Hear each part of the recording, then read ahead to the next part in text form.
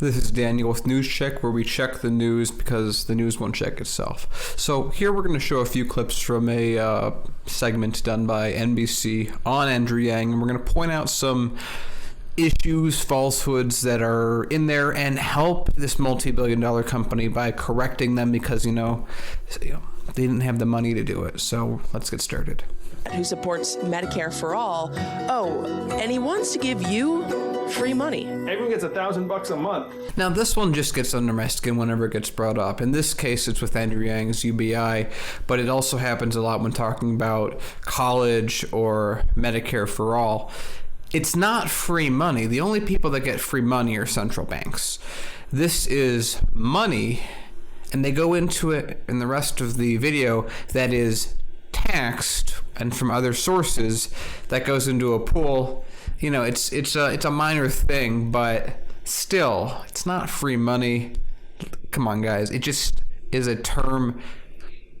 Republicans don't like it when it sounds like you're giving free money. It's part of the reason he went with the freedom dividend. Again, minor, but come on, MSN, it's not free money. No, than the government. Do you see any downsides to universal basic income, though? I mean, there's always the fear that it'll disincentivize work.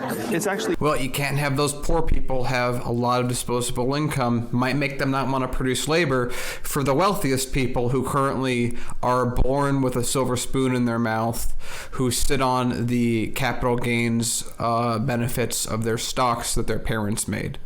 The vital work that we're already doing in our community is often done by women. Something like this hasn't really been attempted nationwide, but Alaska... That's entirely untrue. It's either a lie or just really, really, really terrible journalism, because all you have to do is type in UBI and it'll pop up that in 1968 there was a real chance that UBI almost was made law.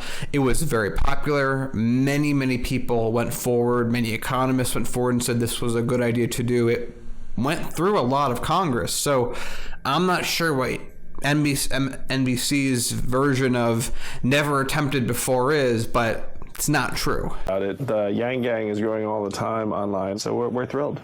But there are some fans Yang isn't down with at all.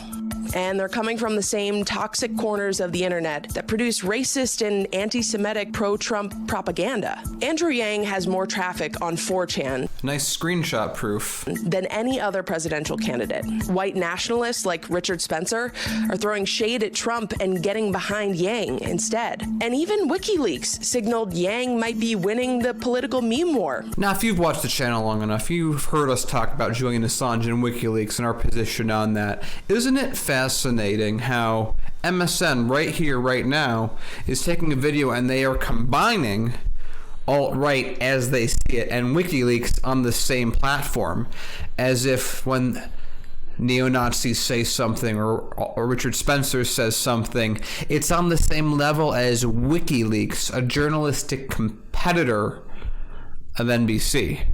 Against Trump. Does it surprise you at all that you have support within the alt-right, considering that you are a progressive Asian American? Yeah, it's both surprising and mystifying. We've been very clear about our values and what I stand for, and as the son of immigrants, we don't welcome anyone who has any sort of other agenda of hate or racism to be associated with a campaign, but anyone who holds those ideologies represents like a microscopic proportion of the people that are excited about my campaign.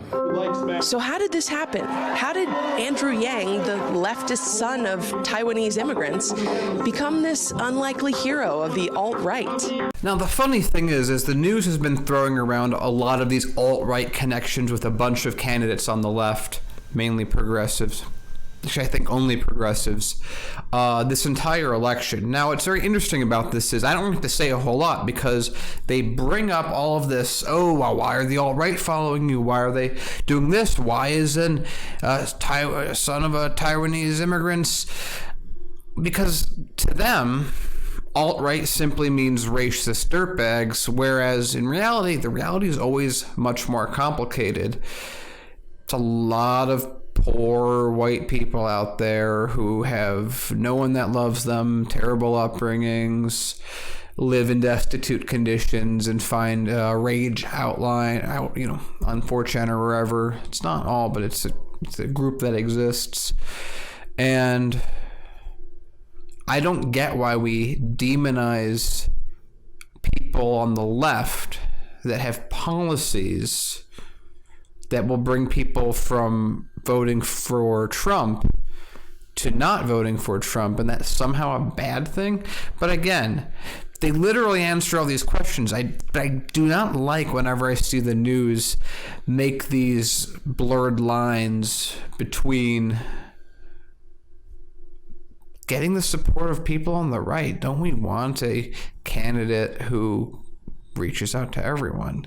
We've seen Tulsi Gabbard smeared this way. We've seen Bernie Sanders smeared this way. It just feels like it's a weapon that gets used. Well, for one thing, automation looks bleak for lower-income white Americans. And the alt-right feels like Yang is one of the only politicians coming up with real solutions. I talked to a lot of Trump voters, and many of them have said to me, I voted for Donald Trump, and I like you because you're an outsider, you're trying to solve the problems, and I'm going to vote for you. So I'm going to get my fair of Trump voters, conservatives, independents, and libertarians. We can unite the country around this idea of a dividend. He's now over the threshold of 65,000 individual donations. NBC is making it seem like he just squeaked through to 65,000 recently. He was one of the first people to qualify to get on the debate stage, I think at this point, like a month ago?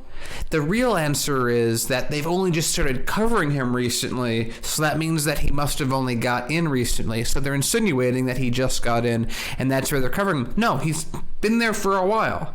I've always said on Yang, he's always been the wild card in my mind, and it shows that it is paying off. I'm just not pleased, and the continued terrible fake news and very charged wording in this day and age, but it's a good way of putting it. It's news that appears to be real. It's propaganda.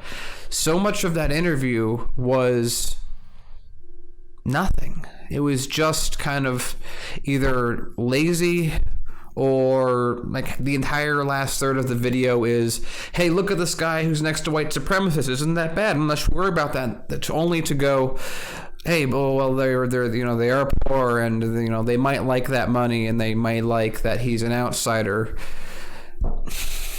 I just wish that it didn't have to be me pointing all this out, that they would just take care of this beforehand. But just wanted to let you guys know. Let me know what you think in the comments. Did I miss anything else? Have there been any other interviews or talks with Andrew Yang where corporate media has just completely dropped the ball? If so, let me know in the comments. This is Daniel with News Check. See you guys. Did you like that video? Are you not subscribed? Okay, you are now? Fantastic.